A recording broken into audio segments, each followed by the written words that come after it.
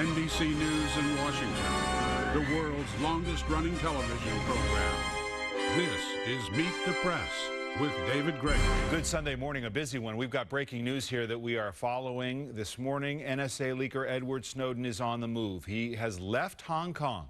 He boarded a commercial flight to Moscow a few hours ago. Final destination unknown, but he is expected to land in Moscow in just a few minutes. The Hong Kong government issued a defiant statement claiming the U.S. extradition request did not fully comply with Hong Kong law. And WikiLeaks posted a statement just moments ago saying Snowden is, quote, bound for a democratic nation via a safe route for the purposes of asylum and is being escorted by diplomats and legal advisors from WikiLeaks. That organization, as you know, responsible for other high-profile leaks of classified information. All of this as the U.S. has charged Snowden with espionage and the theft of government property and has made clear that they intend for him to face justice here in the United States. Many questions remain. We want to talk to the chairman of the House Intelligence Committee, Mike Rogers, who is with us exclusively this morning in just a moment. But first, I want to bring in the man who actually broke the NSA surveillance story for the Guardian newspaper, columnist Glenn Greenwald. He's got additional information this morning. Glenn is in Brazil this morning, and I should point out there's a very big delay between us on the satellite, so I want to be mindful of that.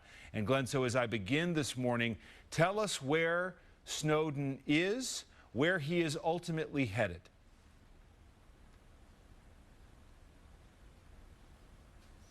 Well, I think the where he is question is one that you just answered, which is he's on a commercial flight to Moscow.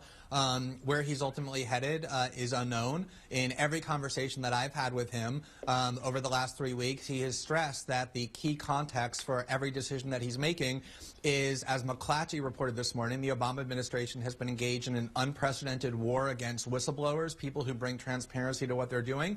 And he believes that it's vital that he stay out of the clutches of the U.S. government because of the record of the Obama administration on people who disclose wrongdoing that the political officials are doing in the dark. And he apparently is headed to a democratic country that will grant him asylum from this persecution.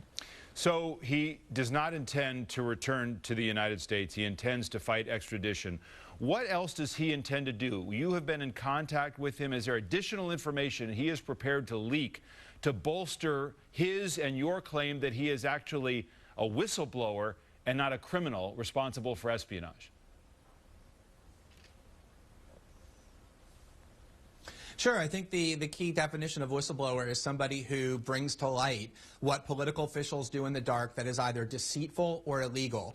And in this case, there's a New York Times article just this morning that describes that one of the revelations that he enabled, that we reported, is that the Director of National Intelligence, James Clapper, went before the U.S. Congress and lied outright when asked whether or not the NSA is collecting any form of data on millions of Americans. His response, Director Clapper's response, was, no, sir.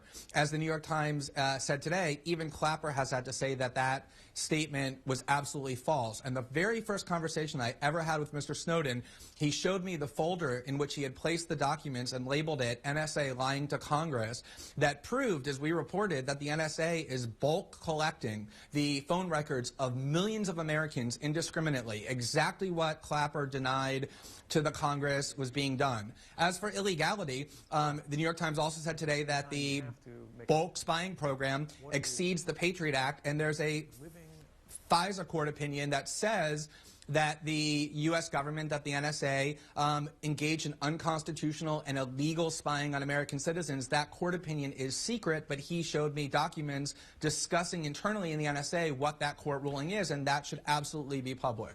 With regard to that specific FISA opinion, isn't the case, based on people that I've talked to, that the FISA opinion, based on the government's request, is that they said, well, you can get this, but you can't get that.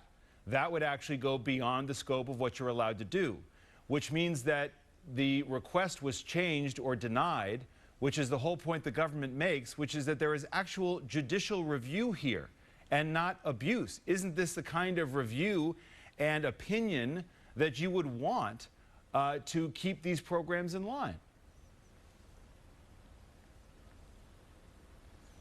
I don't know what government officials are whispering to you, David, but I know that the documents that I have in my possession and that I have read from the NSA tell a much different story, which is that there was an 80-page opinion from the FISA court that said that what the NSA is doing in spying on American citizens is a violation of both the Fourth Amendment and the bounds of the statute. And it specifically said that they are collecting bulk transmissions, multiple conversations from millions of Americans, not just people that are believed to be involved in terrorist organizations or working for a foreign agent, and that this is illegal. And the NSA then planned to try and accommodate that ruling. But I think the real issue as journalists and as citizens is, why should we have to guess? How can we have a democracy in which a secret court rules that what the government is doing in spying on us is a violation of the Constitution and the law, and yet we sit here and don't know what that ruling is because it's all been concealed and all been secret? I think we need to have transparency and disclosure, and that's why Mr. Snowden stepped forward, so that we could have that. There are reports that he's ultimately headed to Venezuela. Is that your understanding?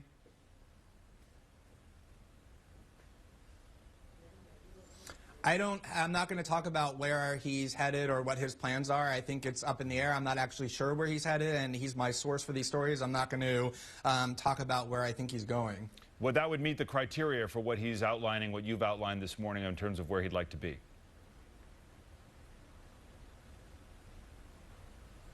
Right. Well, Venezuela has a democratically elected government, though it has lots of problems in its political system. And I think the real question is, why should an American citizen who joined the U.S. military, worked for the CIA, worked for the NSA, why does he feel that he has to flee the United States simply because he steps forward in a very careful way, goes to newspapers, reveals wrongdoing and lying on the part of U.S. government officials?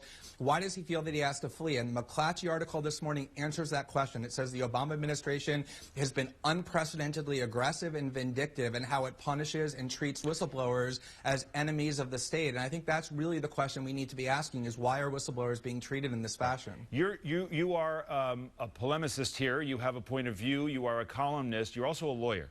You do not dispute that Edward Snowden has broken the law, do you?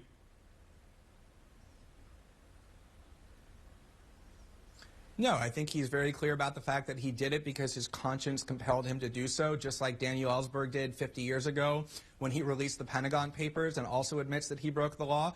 I think the question, though, is how can he be charged with espionage? He didn't work for a foreign government. He could have sold this information for millions of dollars and enriched himself. He didn't do any of that either. He stepped forward and, as we want people to do in a democracy, as a government official, learned of wrongdoing and exposed it so we could have a democratic debate about the spying system. Do we really want to put people like that in prison for life when all they're doing is telling us as citizens what our political officials are doing in the dark?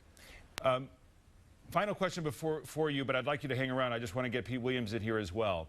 To the extent that you have aided and abetted Snowden, even in his current movements, why shouldn't you, Mr. Greenwald, be charged with a crime?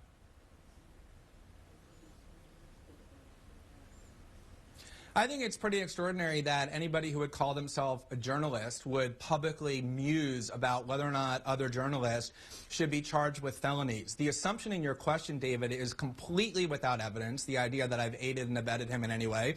The scandal that arose in Washington before our stories began was about the fact that the Obama administration is trying to criminalize investigative journalism by going through the emails and phone records of AP reporters, accusing a Fox News journalist of the theory that you just embraced, being a co-conspirator with felonies for working with sources.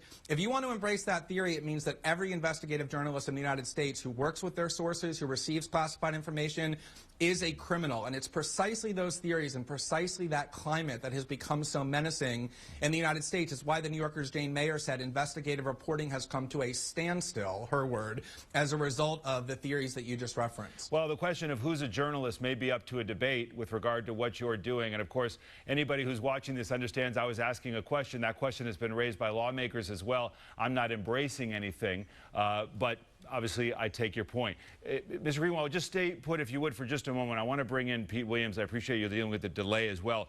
Pete, can you just bring me up to speed on where the Justice Department is on this? What is it they're prepared to do now that Snowden has done what he's done?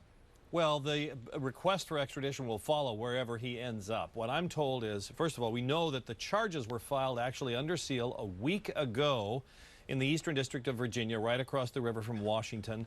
And the Chinese